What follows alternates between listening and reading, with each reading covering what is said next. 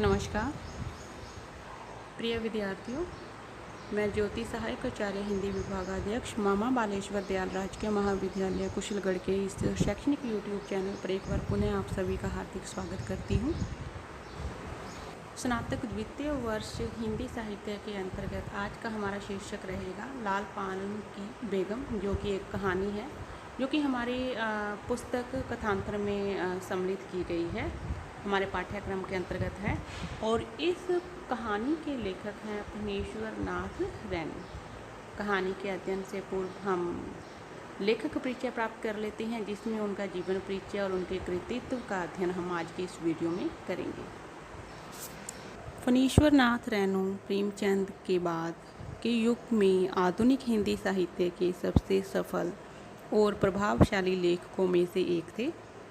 वे मेला आंचल के लेखक हैं, जिसे प्रेमचंद के गोदान के बाद सबसे महत्वपूर्ण हिंदी उपन्यास माना जाता है। इस उपन्यास के लिए उन्हें पद्मश्री पुरस्कार से भी सम्मानित किया गया है। फणीश्वर नाथ रैनू का जन्म 4 मार्च 1921 को बिहार के अररिया जिले में फोरबिसंगगंज के पास ओराही हिंगना नामक गांव में हुआ था। उस समय वह पूर्णिया जिले में था, लेकिन अब यह अररिया जिले में पड़ता है। फणीश्वर नाथ रैनू की शिक्षा भारत और नेपाल में हुई थी। प्रारंभिक शिक्षा फोरबिसंगगंज तथा अररिया में पूरी हुई। इसके पश्चात उन्होंने मैट्रिक नेपाल के विराटनगर आदर्श विश्वविद्यालय से कोइराला परिवार में रहकर की। फणीश्वर नाथ ने इंटरमीडिएट काशी हिंदू विश्वविद्यालय से 1942 ईस्वी में की, जिसके बाद में वे स्वतंत्रता संग्राम में कूद पड़े। इस प्रकार से भारतीय स्वतंत्रता संग्राम में भी इन्होंने अपना महत्वपूर्ण योगदान दिया, और यह योगदान अपनी रचनाओं के माध्यम से भी इन्होंने दिया। फणीश्वर नाथ रैनू की प्रमुख रचनाएं, या कह सकते हैं उनका कृतित्व संसार इस प्रकार से है। फणीश्वर नाथ रैनू जी हिंदी के प्रसिद्ध आंचलिक कथाकार व विचारक हैं। यहाँ पर आंचलिक कथाकार का अर्थ समझना आवश्यक है। आंचलिक जो कि अंचल और इक प्रत्यय के योग से बना है, तो इसका तात्पर्य है कि उन्होंने किसी अंचल विशेष से संबंधित उपन्यास कह सकते हैं, या उन्होंने रचनाएं लिखी हैं जिसमें उस अंचल विशेष को, उस क्षेत्र विशेष को उभारा गया है। उन्होंने अपनी लेखनी से हिंदी गद्य साहित्य की श्री वृद्धि की है। उनकी प्रमुख रचनाएं इस प्रकार से हैं। उनकी रचनाओं में सर्वप्रथम हम उपन्यासों को लेते हैं। इनका, जैसा कि मैं पूर्व में बता चुकी हूँ कि इनका प्रसिद्ध उपन्यास है मेला आंचल। इसके अतिरिक्त इन्होंने परती परिकथा, दीर्घ तपा, कितने चौराहे, कलंक मुक्ति आदि उपन्यासों की सृजना की है। फणीश्वर नाथ रैनू ने कहानियों की रचना की है। इनके कहानी संग्रह हैं ठुमरी, अग्निखोर, आदिम रात्रि की महक, एक श्रावणी दोपहर की धूप, जिसमें इनकी कहानी संकलित हैं। इनके द्वारा रचित संस्मरण इस प्रकार से हैं। ऋण जल, वन तुलसी की गंध, श्रुत अश्रुत पर्व। इसके अतिरिक्त इन्होंने रिपोर्टाज की रचना की है। नेपाली क्रांति कथा। रेणु जी की रचनावली है, जो कि 5 खंडों में समय है। और इसके अतिरिक्त इनकी प्रसिद्ध कहानी, जो कि इनके कहानी संग्रहों में संकलित हैं, जिनके नाम हैं मारे गए गुलफाम, जो कि तीसरी कसम के नाम से भी प्रसिद्ध है, एक आदिम रात्रि की महक, लाल पान की बेगम, जिसका कि अध्ययन हम लेखक परिचय के पश्चात करेंगे अगली वीडियो में, पंचलाइट, तबे एकला चलो रे, ठेस, संवदिया। फणीश्वर नाथ रैनू के साहित्य की विशेषताएं। हिंदी साहित्य में आंचलिक उपन्यासकार के रूप में प्रतिष्ठित कथाकार रेणु जी का बहुचर्चित उपन्यास 1954 में हुआ। इस उपन्यास में न केवल हिंदी उपन्यासों को एक नई दिशा दी, बल्कि इसी उपन्यास से हिंदी जगत में आंचलिक उपन्यासों पर विमर्श प्रारंभ हुआ। आंचलिकता की इस अवधारणा ने उपन्यासों और कथा साहित्य में गांव की भाषा, संस्कृत और वहाँ के लोक जीवन को केंद्र में ला खड़ा किया। लोकगीत, लोकोक्ति, लोक संस्कृति, लोक सभा और लोक नायक की इस अवधारणा ने भारी भरकम चीज और नायक की जगह अंचल को ही नायक बना डाला। उनकी रचनाओं में अंचल कस्बे और अनगढ़ रूप में ही आता है। कह सकते हैं कि उनकी रचनाओं में मैं थोड़ा सा सुधार कर लूँ, उनकी रचनाओं में अंचल कच्चे और अनगढ़ रूप में ही आता है। इसीलिए उनका यह अंचल एक तरफ से सस्य श्यामल है तो दूसरी तरफ धूल भरा और मैला भी है।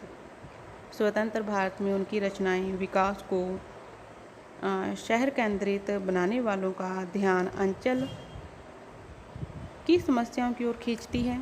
वे अपनी गहरी मानवीय संवेदना के कारण अभावग्रस्त जनता की बेबसी और पीड़ा भोगते से लगते हैं। उनकी इन संवेदनशीलता के साथ साथ कह सकते हैं कि पाठक भी जुड़ा है। आज के त्रस्त मनुष्य में अपनी जीवन दशा को बदल देने की शक्ति भी इनके साहित्य के माध्यम से कह सकते हैं परिलक्षित होती है। फणीश्वर नाथ रेणु जी की भाषा आम बोलचाल की खड़ी बोली हिंदी है।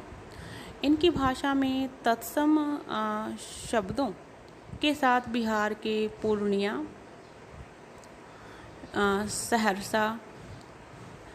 सहरसा, अररिया जिलों के ग्रामीण अंचल में बोलने जाने वाले आंचलिक शब्दों की अधिकता है। उनकी भाषा प्रसाद गुण युक्त, सरल, सहज और मार्मिक है। उनका वाक्य विन्यास सरल, संक्षिप्त और रोचक है। वाक्य विन्यास आंचलिक प्रभाव से अछूता नहीं है। उनके संवाद पात्रानुकूल, रोचक तथा कथा को गति प्रदान करने वाले हैं। भाषा की बनावट में आंचलिकता के प्रदर्शन के लिए उन्होंने अपने भाषा में आंचलिक लोकोक्तियों एवं मुहावरों, सूक्तियों का खुलकर प्रयोग किया है। उन्होंने अपनी भाषा के संप्रेषणीयता का ध्यान में रखते हुए शैलियों यथा वर्णात्मक, आत्म कथात्मक, प्रतीकात्मक, भावनात्मक, चित्रात्मक आदि का प्रयोग किया है। उन्होंने आंचलिक बिंबों को अपनी भाषा में प्रमुखता दी है। कुल मिलाकर उनकी रचनाएं इस अवधारणा को पुष्ट करती हैं कि भाषा की सार्थकता बोली के साहचर्य में ही है। फणीश्वर नाथ रेणु को साहित्य क्षेत्र में जो सम्मान प्राप्त हुए हैं उनमें प्रमुख है पद्मश्री सम्मान, जो कि उन्हें अपने प्रथम उपन्यास मैला आंचल पर मिला था। इनकी पुस्तकें फणीश्वर नाथ रेणु का कथा शिल्प विश्वविद्यालय अनुदान आयोग के ग्रांट से प्रकाशित 1990 ईस्वी में हुआ है, जिसके लेखक हैं रेणु शाह। इसी के साथ में इनका जो योगदान है वह भी हम अध्ययन कर लेते हैं इस वीडियो में। फणीश्वर नाथ रेणु का जीवन उतार चढ़ावों व संघर्ष से भरा हुआ था। उन्होंने अनेक राजनीतिक व सामाजिक आंदोलनों में बढ़ चढ़कर भाग लिया। उन्होंने 1942 के भारत छोड़ो आंदोलन में सक्रिय भागीदारी निभाई तथा 1950 में नेपाल के राणाशाही विरोधी आंदोलन में नेपाली जनता को दमन से मुक्ति दिलाने के लिए भी अपना योगदान दिया।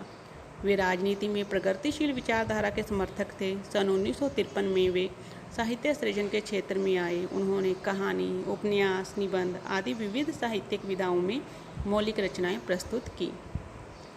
तीसरी कसम पर इसी नाम से राज कपूर और वहीदा रहमान की मुख्य भूमिका में प्रसिद्ध फिल्म बनी, जिसे भासु भट्टाचार्य ने निर्देशित किया और सुप्रसिद्ध गीतकार शैलेंद्र इसके निर्माता थे। यह फिल्म हिंदी सिनेमा में मील का पत्थर मानी जाती है। हीरामन और हीराबाई की इस प्रेम कथा ने प्रेम का एक अद्भुत महाकाव्यात्मक पर दुखांत कसक से भरा आख्यान सा रचा, जो आज भी पाठकों और दर्शकों को लुभाता है। फणीश्वर नाथ रेणु जी की मृत्यु 11 अप्रैल 1977 को पटना में हुई थी। बेहद ही कम आयु में ये कह सकते हैं कि अल्पायु में ही परलोक गमन इनका हुआ। इस प्रकार से आज के हम इस वीडियो में कवि फणीश्वर नाथ रेणु की हमने जीवनी का संक्षिप्त अध्ययन किया है, जिसमें उनका जन्म, मृत्यु, शिक्षा, साहित्यिक क्षेत्र, उनकी भाषा शैली, साहित्यिक विशेषताएं और उनको प्राप्त सम्मान आदि का अध्ययन किया। इसी वीडियो की अगली श्रृंखला में हम इनकी कहानी लाल पान की बेगम का अध्ययन करेंगे। आज की वीडियो यहीं पे समाप्त करती हूँ। धन्यवाद।